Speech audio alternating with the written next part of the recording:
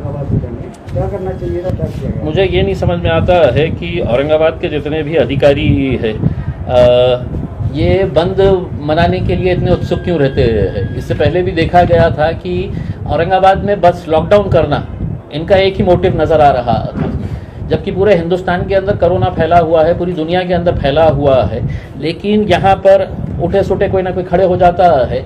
और हमारा ये कहना था कि अधिकारियों के साथ लोक प्रतिनिधियों की भी जिम्मेदारी होती है उसमें। हमने कहा था कि ये 4 अधिकारी अगर बैठ के अगर ये फैसला कर रहे हैं तो हम कोई गोटियाँ खेलने के लिए नहीं बने हैं। उसमें शहर में आमदार है, शहर में खासदार है, आप उनको भी कॉन्फिडेंस के अंदर लीजिएगा। और क्या फ़ैसला लिया गया है आपने कहा है कि नहीं ये खुला रहेगा, ये बंद रहेगा करके, सैटरडे और संडे कंप्लीट लॉकडाउन रहेगा करके। IAS IPS ऑफिसर्स इतने ज्ञानी, तो आपकी मीटिंग से पहले आपका क्या कोरोना के साथ मीटिंग हुई है क्या कि वो मंडे टू फ्राइडे वायरस जो है वो फैक्ट्री पे जाएगा, काम करेगा, सैटरडे और संडे के दिन बाहर लोगों के ऊपर अटैक करेगा, तो सैटरडे और संडे है तो हम बंद करेंगे करके? क्या लॉजिक क्या है? आप हमको बताइए ना, उसमें हमको अकल नहीं है, हमको समझ में नहीं आता है। आप बहुत ज्ञानी है तो हमको समझाइएगा कि सैटरडे संडे है तो आप सिर्फ बंद कर रहे हैं कंप्लीट लॉकडाउन, और बाकी दिनों के अंदर ये खुला ये बंद।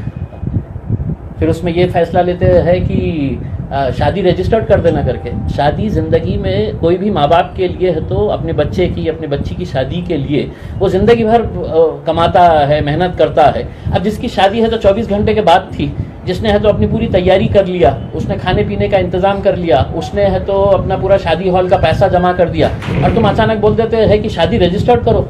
कलेक्टर साहब, आपको पता नहीं है कि रजिस्टर्ड मैरिज करने के लिए भी 1 महीने का टाइम लगता है, नोटिफिकेशन देना पड़ता है। ऐसा नहीं है कि इम्तियाज़ जलील जा रहा और बोल रहा मेरी शादी कराओ अभी और उन्हें साइन करके दे रहे हैं करके। तो हमारा ये कहना है कि थोड़ा सा आप सबको कॉन्फिडेंस में लीजिएगा। उसमें इतनी जल्दबाजी करने की ज़रूरत नहीं है आपको कि लॉकडाउन करना है। पूरे हिंदुस्तान के अंदर हम भी घूम रहे हैं, हम पूरे हिंदुस्तान के अंदर घूम रहे हैं। और लॉकडाउन करने से पहले मोदी साहब से पूछ लेना था कि साहब आपने लाखों लोगों को जमा किए हैं पश्चिम बंगाल के अंदर, वहाँ पे क्या वायरस ने है तो छुट्टी लिया हुआ है क्या?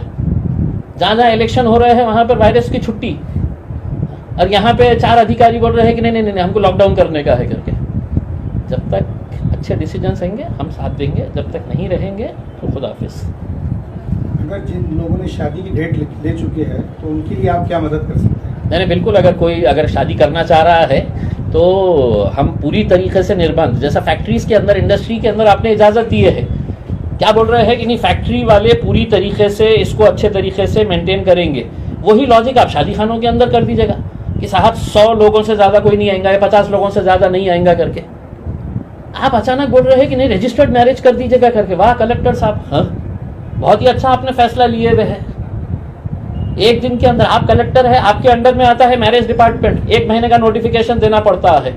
अब जिन लोगों ने अपना शादी की पूरी तैयारी कर लिए है वो लोग अगर आज परेशान घूम रहे हैं, हमारे पास आइए, हम मदद करेंगे उनको जिस तरह से करने का है।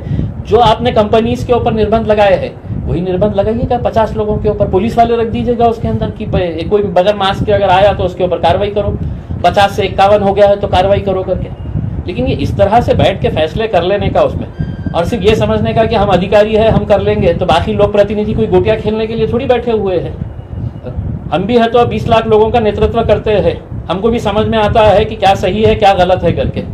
सिर्फ अगर आप ये समझेंगे कि हम ज्ञानी हैं और हम बताएंगे करके, तो हमारे साथ बैठिए और हमको पहले समझाइए सैटरडे संडे का निर्णय लेने वक्त वायरस के साथ क्या क्या चर्चा हुई, वायरस ने क्या शेड्यूल दिया आपको कि मैं ये टाइम से ये टाइम पे नहीं आने वाला हूँ करके। अब ये तो सवाल हम पूछेंगे ना अगर आप इस तरह के फैसले लेंगे।